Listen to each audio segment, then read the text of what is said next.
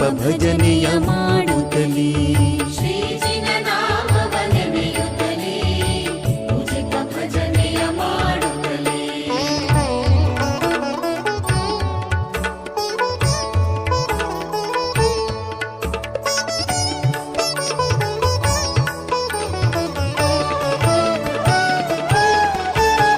ಚತುರ್ವಿಂಶತಿ ತೀರ್ಥಂಕರರ ನಾಮವ ಜಪಿಸೋಣ